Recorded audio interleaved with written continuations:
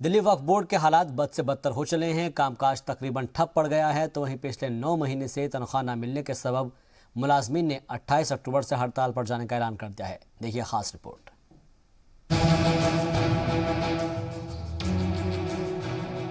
तकरीबन 1 साल पहले मेहरुन्निसा दिल्ली वक्फ बोर्ड में अपनी बेटी की शादी के लिए माली मदद मांगने आई थी।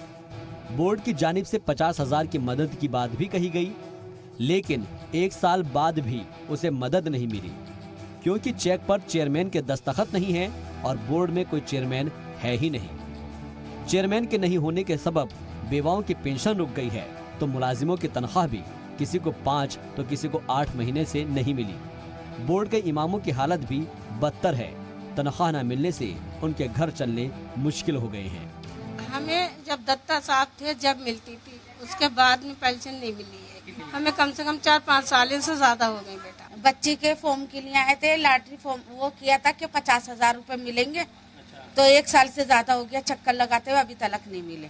शादी हो गई, एक लड़का हो गया, लेकिन चेक नहीं मिला। लड़का भी 2 महीने का हो गया। ये कह रहे थे कि अगले अब क्या आ जाना आपके मिलेगा, अब क्या आ जाना आपके मिलेगा। पर जी पता नहीं, ये तो यहाँ बैठती हैं, वो कह देती हैं कि अगले हफ्ते में आ जाना जब दे देंगे, या उससे अगले हफ्ते में आ जाना जब दे देंगे। तारीख पे तारीख बता देती हैं। हालात बद से बदतर होता देख अब वक्फ बोर्ड के मुलाजिम हड़ताल पर जा रहे हैं और उनकी तरफ से ऐलान किया गया है कि 28 अक्टूबर से वे ऑफिस के बाहर ही धरना देंगे। मुलाजिमों का कहना है कि उन्होंने तनख्वाह नहीं मिलने के बावजूद 9 महीनों तक सब्र किया, लेकिन अब उनके पास हड़ताल और धरना देने के अलावा कोई रास्ता ही नहीं बचा है। तकरीबन 150 लोगों का स्टाफ है जिसे सैलरी नहीं मिली अभी तक। पिछले 9 महीने से? हाँ बिल्कुल, पिछले 9 महीने से सब लोग आ रहे हैं, कंटिन्यू आ रहे हैं, लेकिन सैलरी फिर भी नहीं मिल रही है। इन सब के पीछे की साइनिंग अथॉरिटी नहीं है हमारे पास, चेयरमैन नहीं है हमारे पास। चेयरमैन ना होने की वजह से? चेयरमैन ना होने की वजह से लोग, ये देखिए आंटी बैठी हुई है, परेशान है कई महीनों से।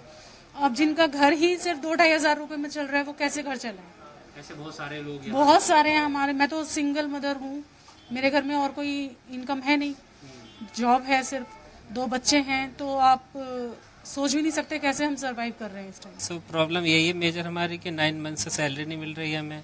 काम पे हम लोग फिर भी आ रहे हैं, कन्वेंस का कैसे कैसे करके इधर उधर से कर रहे हैं।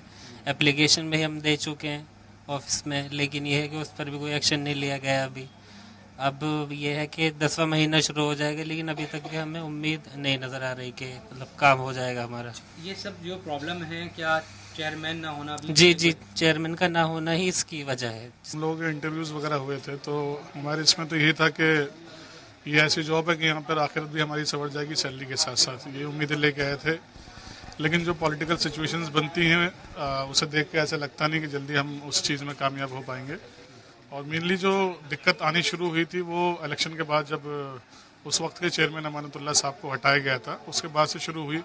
तो हमने उस टाइम रेवेन्यू मिनिस्टर के पास अप्रोच किया, चीफ मिनिस्टर के पास अप्रोच किया, तो हमसे वहाँ पे यही कहा गया कि भाई अभी दोबारा से सारे मेंबर्स का नोटिफिकेशन होगा, उसके बाद ही कुछ हो पाएगा। करोड़ों अरबों रुपए के मालिक दिल्ली वक्फ बोर्ड की हालत देखकर तरस आता है। सवाल यही है कि आखिर इस बदहाली का जिम्मेदार कौन है?